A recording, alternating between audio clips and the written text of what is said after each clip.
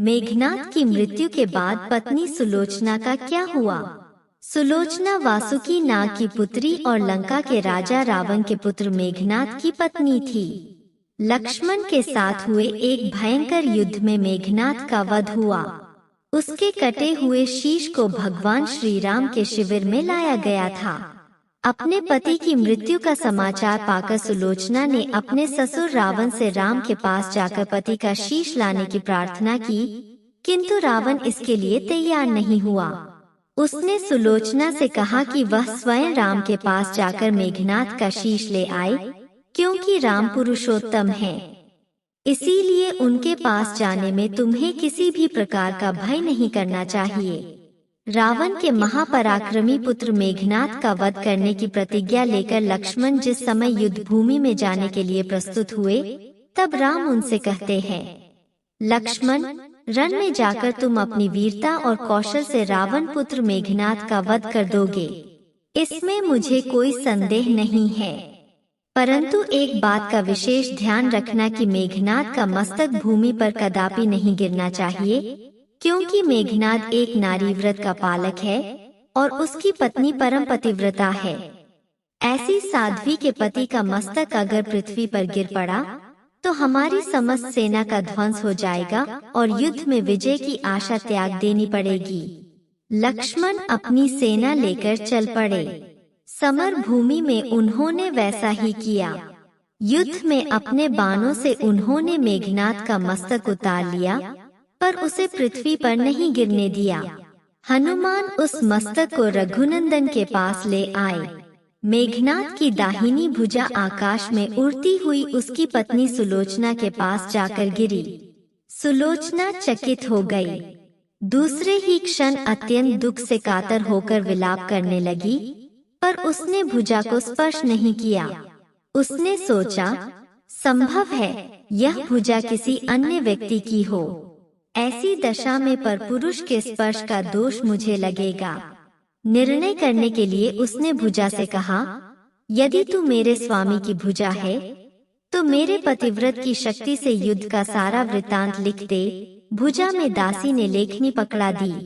लेखनी ने लिख दिया, प्राण प्रिय, यह भुजा मेरी ही है।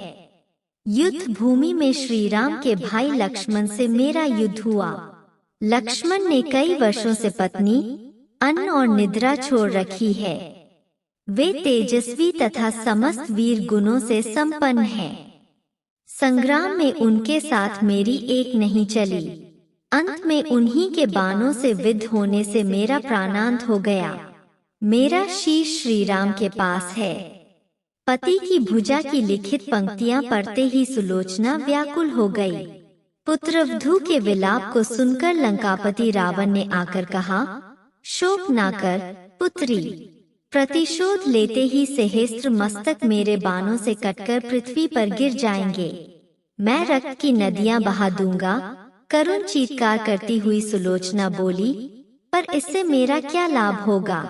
सहस्त्र क्या, करोड़ों शीश भी मेरे स्वामी के शीश के अभाव की पूर्ति नहीं कर सकेंगे। सुलोचना ने निश्चय किया कि उसे अब सती हो जाना चाहिए, किंतु पति का शव तो रामदल में पड़ा हुआ था, फिर वह कैसे सती होती? जब अपने ससुर रावण से उसने अपना अभिप्राय कहकर अपने पति का शव मंगवाने के लिए कहा, तब रावण ने उत्तर दिया, देवी, तुम स्वयं ही रामदल में जाकर अपने पति का शव प्राप्त करो।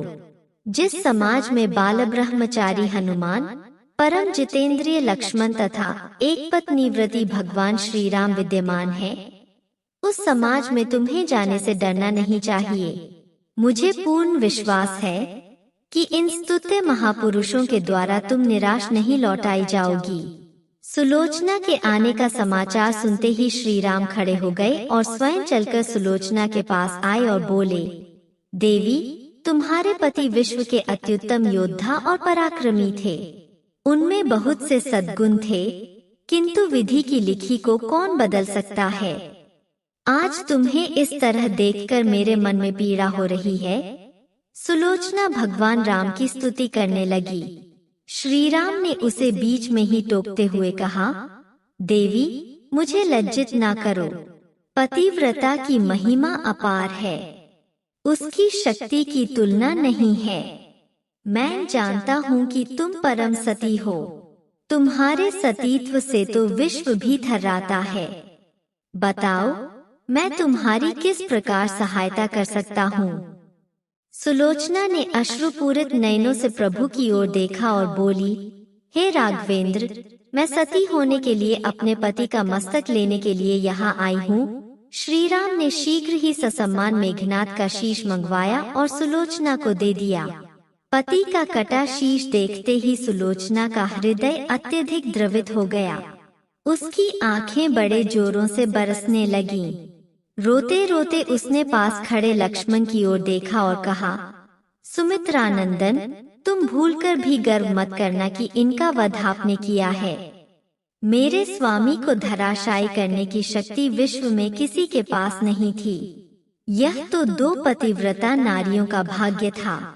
आपकी पत्नी भी पतिव्रता है और मैं भी पति चरणों में अनुरक्ति रखने वाली उनकी अन्य उपासिका हूँ। पर दुर्भाग्य से मेरे पति एक पतिव्रता नारी का अपहरण करने वाले पिता का अन्न खाते थे और उन्हीं के लिए युद्ध में उतरे थे। इसी से मेरे जीवन धन परलोक सिधारे। सभी योद्धा सुलोचना को राम शिविर में देखकर चकित थे। वे यह नहीं समझ पा रहे थे कि सुलोचना को यह कैसे पता चला कि उसके पति का शीश भगवान राम के पास है। जिज्ञासा शांत करने के लिए सुग्रीव ने पूछ ही लिया कि यह बात उन्हें कैसे ज्ञात हुई कि मेघनाद का शीश श्री राम के शिविर में है। सुलोचना ने स्पष्टता से बता दिया, मेरे पति की भुजा युद्ध भूमि से उड़ती हुई मेरे पास चली गई थी। उसी ने लिखकर मुझे बता दिया। व्यंग्य भरे शब्दों में सुग्रीव बोल उठे, निष्प्राण भुजा यदि लिख सकती है, फिर तो यह कटा हुआ सिर भी हंस सकता है। श्री राम ने कहा, व्यर्थ बातें मत करो मित्र, पतिव्रता के महात्म्य को तुम नहीं जानते। श्री राम की मुखकृति देखकर सुलोचना उनके भावों को समझ गई।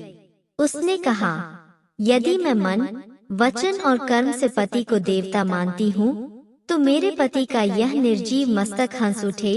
सुलोचना की बात पूरी भी नहीं हुई थी कि कटा हुआ मस्तक जोरों से हंसने लगा। यह देखकर सभी दंग रह गए। सभी ने पतिव्रता सुलोचना को प्रणाम किया। सभी पतिव्रता की महिमा से परिचित हो गए थे। चलते समय सुलोचना ने श्री राम से प्रार्थना की, भगवन, आज मेरे पति की अंत्येष्टि क्रिया है और मैं उनकी सहचरी उनसे मिलने जा रही हूँ। आज युद्ध बंद रहे। श्री राम ने सुलोचना की प्रार्थना स्वीकार कर ली। सुलोचना पति का सिर लेकर वापस लंका आ गई। लंका में समुद्र के तट पर एक चंदन की चिता तैयार की गई। पति का शीश गोद में लेकर सुलोचना चिता पर बैठी और धधकती हुई अग्नि में कुछ ही क्षणों में सती हो गई। दोस्तों, आपको यह कथा कैसी लगी? कृपया कमेंट करके जरूर बताएं।